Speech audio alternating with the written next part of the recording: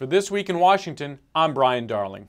The war supplemental, traditional family values, and the high costs of ethanol mandates are the three big issues this week in Washington. Congress will soon be considering a $100 billion emergency war supplemental and someone to load up the supplemental with non-military proposals that have nothing to do with the war.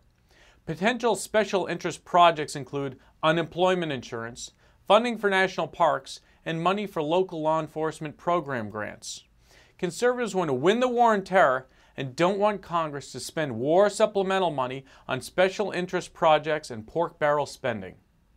This Wednesday, April 9th at 5:30 p.m., the Heritage Foundation will host a book event titled Why We Whisper, Restoring Our Right to Say It's Wrong. Senator Jim DeMint of South Carolina will examine how government-imposed secularism and government-promoted destructive behavior have been the primary cause of this dangerous and costly deterioration of the character and values that have defined our nation. Conservatives want the government to stop promoting behaviors that destroy the family. America's energy policy has been on an ethanol binge, and the hangover has begun. Ben Lieberman, Senior Policy Analyst for Energy and Environmental Issues for the Heritage Foundation, has written that the federal renewable fuels mandate is an unfolding failure, and that this mandate has caused rising fuel prices and food price inflation.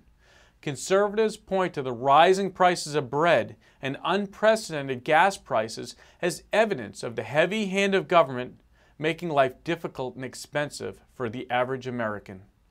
That's This Week in Washington. I'll see you next week.